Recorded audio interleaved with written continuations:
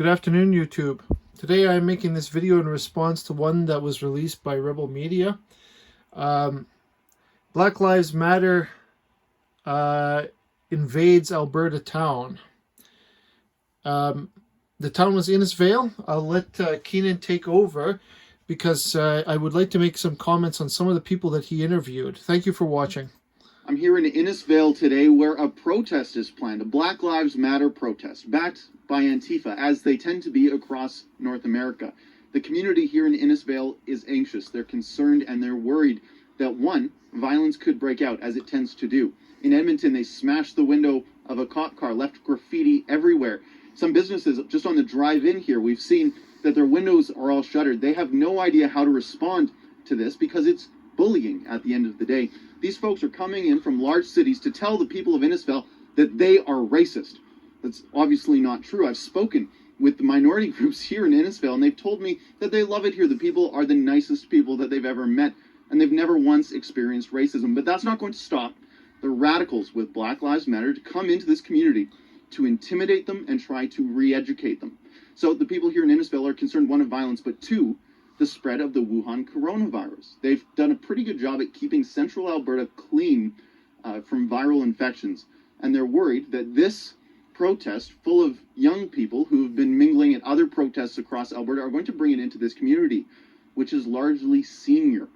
This could impact the lives of the people here in Innisfail. If an old person over the age of 85 got this infection, their chance of survival is not near as high as these selfish youth who are protesting for pretty much no reason. We're going to see if they can actually come up with a reason for why they're protesting. If they have an example of actual racism here in Innisfail. Like they say, it's just riddled with racism here in Innisfail. So we're going to actually go see if they have any examples of that happening. You're coming to speak at the protest. Why is it important to have this protest here in Innisfail? Well, I'm not sure I'm actually going to be speaking. Okay, pardon me. I'm just going to skip ahead. There was quite a few people here that struck me as people who somewhat follow a group, massive gathering, but whom Keenan was trying to prove was not there on any idealism, but more just to follow the group. Group? Say using Rebel News, or are you okay with that? I really don't. A lot of them were quite violent, actually. Okay. It's just you that has a stick up their butt. What is Black Excellence? Black Excellence actually is we're some of the students. We actually have this which shows that Black people excellence is. How would you respond to a shirt that said White Excellence? White people, yeah, the white people always promote excellence. They don't need to be promoted, but we promote Black excellences. So there's another example of racism. If the shoe was on the other foot, so to speak, then they, of course, will say, well, white people already have excellence, or what were they pushing there? She said white people have excellence enough, or something like that. Let's see. It's a sign to other people that are working in the same trenches as us, the same intersections. This rally in particular is about anti-police brutality, and we're wondering if there's an example of police brutality against Black people specifically, or any visible minority. I haven't seen any brutality from police in Innisfail. I actually know that most of the police in Innisfail are very personable. Could you give me an example of police brutality or racism here in Innisfail? Well, I just moved to Innisfail, so I haven't From where? seen it around here. From Red Deer. Okay, so if you haven't seen any sort of police brutality, why are you at a anti-police brutality rally? Well, I've seen or experienced myself some situations with police that have made me rather uncomfortable. Your Yes, poster as well. says it's a white people And problem. that's the one good thing that may come out of it, is that the police brutality question is a big problem. We don't really understand why some officers are behaving like very terribly, abusing their power unnecessarily. In the old times, you could say, maybe 30, 20 some years ago or more, they don't have the technology to record such instances as we do today. I mean, everybody knows that an incident like that could easily go viral if it's recorded on a phone and posted on the web. So accountability is much, much better. That aside, the situation is sometimes dangerous for a policeman, and they have to exercise some kind of self-defensive measures. But of course, the group that's preaching this idea is hyper emotional, I could say, hyper emotional state, and that's what triggers their anger the most.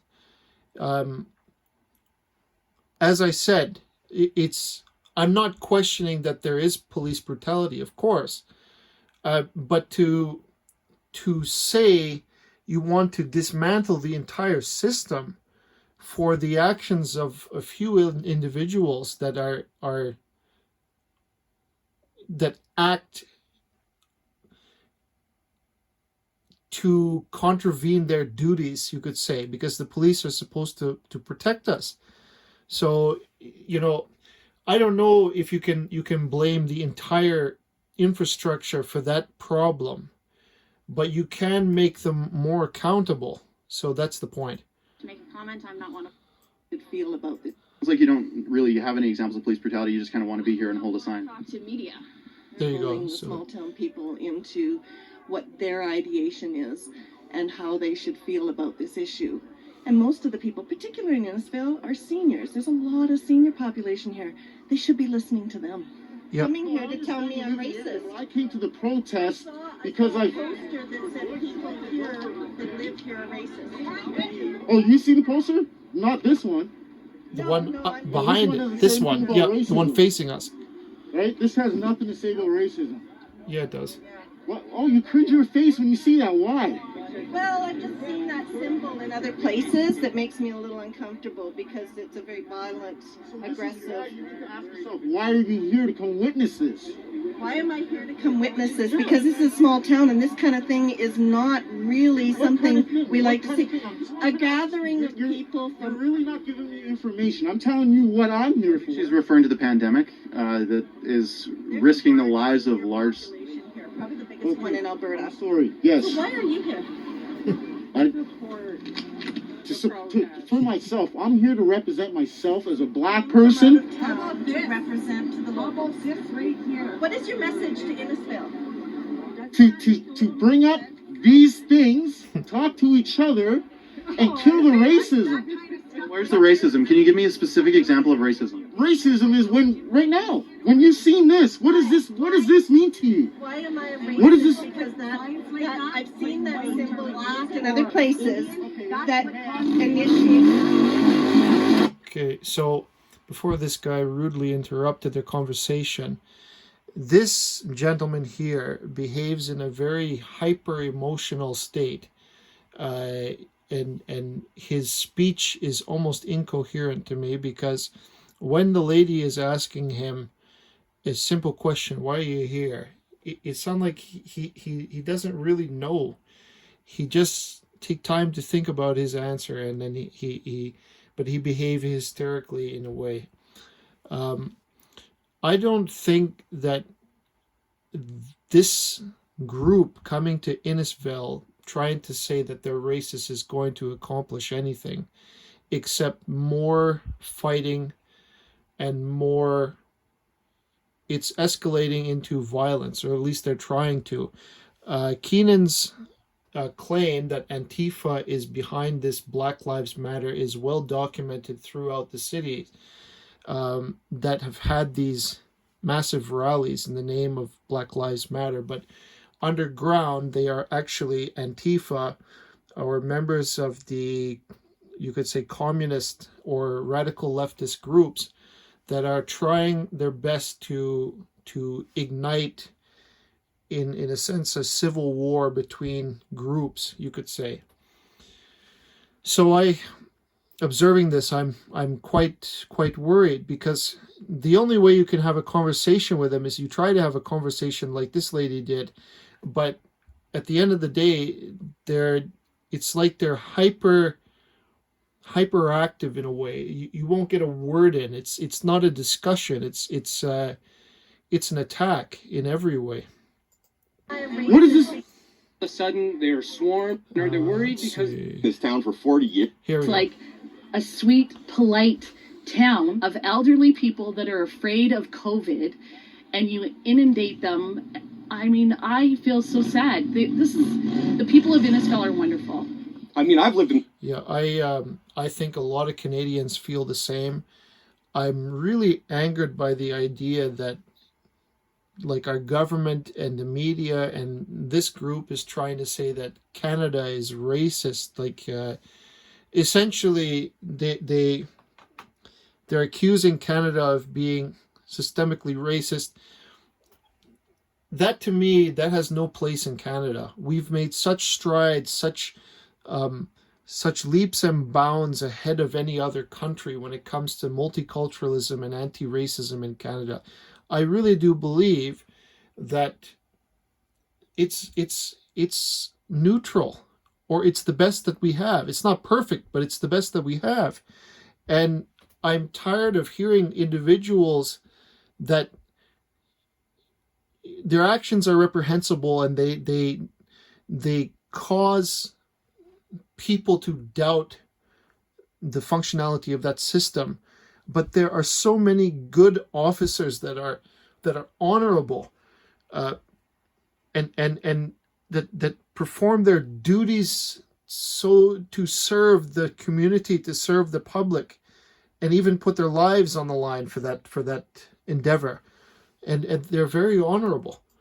in this town for 40 years, and if anything, I've seen nothing but acceptance for colored people, and in fact, usually an interest in them, because there isn't a lot. I grew up here, and I experienced a ton of prejudice growing up here. Sorry, are you, as a white person, you experience prejudice? As a minority, I experienced a lot of prejudice. What's you're not a visible minority. Could you elaborate? I'm gay. Okay, well, there's another. This is a gay rally or a Black Lives Matter rally? It's a rights rally. No, it's not. All right, so could you give me examples of that It's prejudice? a pretense for attack. That's my thinking. See, the thing with people is that, I don't know how many Canadians know it, but this kind of thing is not the first time that this has happened. Communism, the tactic of communism is to reach for the youth, to grab the youth under their banner, to enamor the youth into believing into their cause, and then slowly but surely they turn them against everything. They turn them against their parents. They turn them against the system. They organize and push, but you could say that the youth are like the vanguard. And then there's some hypothetical pretense, like essentially they form that group to attack the status quo, and by any means necessary destroy the status quo so that a new system can form in its place. And I've seen it in other countries, amongst, say, the Vietnam youth, that they push that kind of indoctrination and radicalization any way that they can, in schools, in media, even inspiring through fear. And here's the same thing. They try to inspire the youth to be the vanguard and push the youth to become more and more radicalized. You can say that they're, in a sense, a little bit naive, because they're looking at what's the best that satisfies me right now, but not far in the future. Like, if I'm destroying what we have in place now, that's going to be gone in the future. And that could be a flawed system, but it's the best that we've got.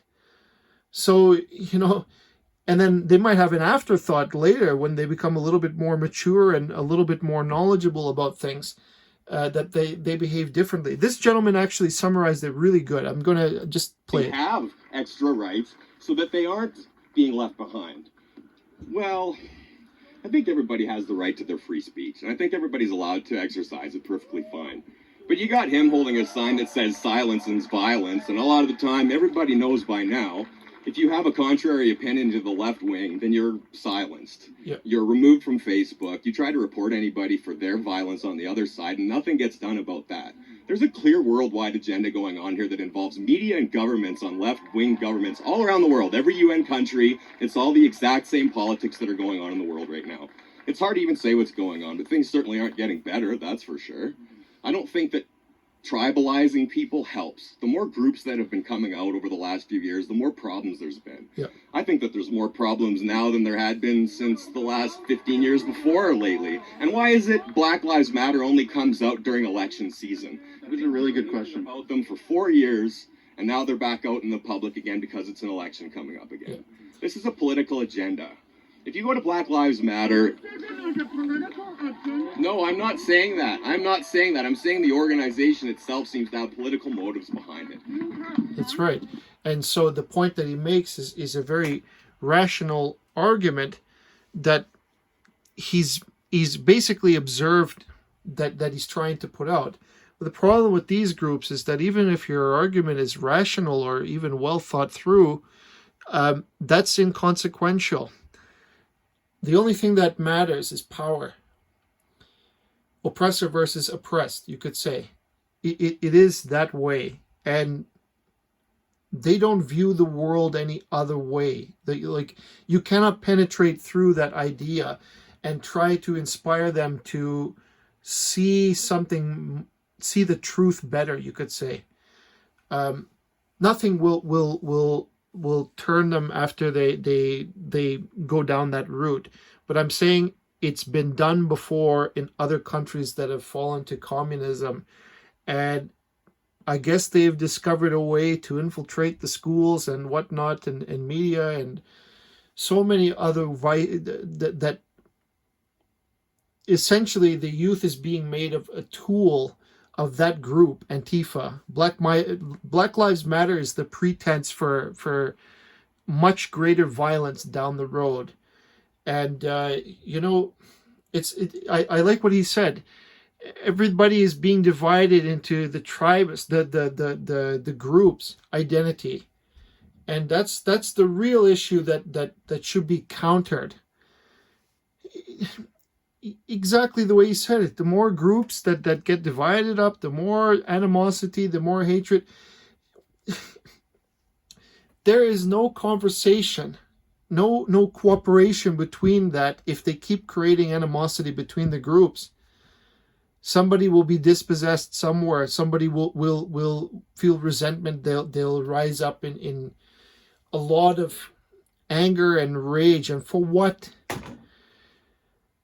There is even fighting in families because there's youth that have been indoctrinated in Canadian universities and high schools and junior high schools all the way up to elementary that they try to get those kids early and they indoctrinate them a little bit at a time, but like 10 years, that's their patient. And when they come out, they focus on what they think is important at this moment, not far ahead. It's how can I phrase it differently? If you are mature enough, then you understand that this group is not really about Black Lives Matter. It's about taking advantage of the situation to try to grab power. That's what it is. That's that evil that they put out. The youth don't seem to detect it. Like they don't really analyze the situation beyond, the superficial analysis of the problem. And I don't blame all youth because there's of course exceptions, but from what I can see here, and this group is not only composed of the youth, there are many, many people here, but they could be gathering just because Innisfail is a moderately senior, not moderately, they're composed mostly of seniors. And to me, what Keenan is trying to prove is that this is a very small, peaceful town composed mostly of senior citizens. And the fact that they chose this town is extremely telling that they themselves are pushing for a hidden agenda that's really trying to destroy the peace of this town.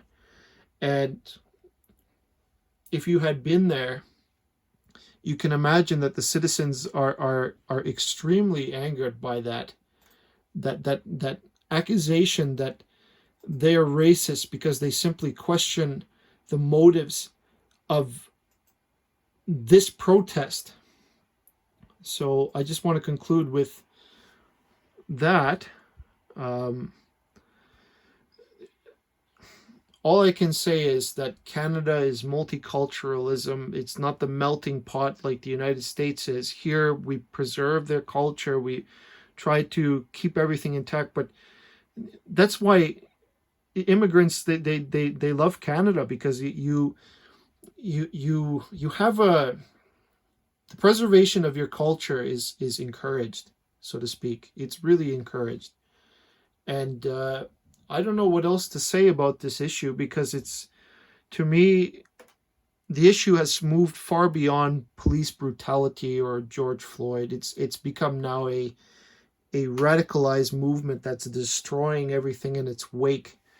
And I really think that it has to, people have to look at it rationally. It's gone hyper emotional. And it's just not the right place to be, to think.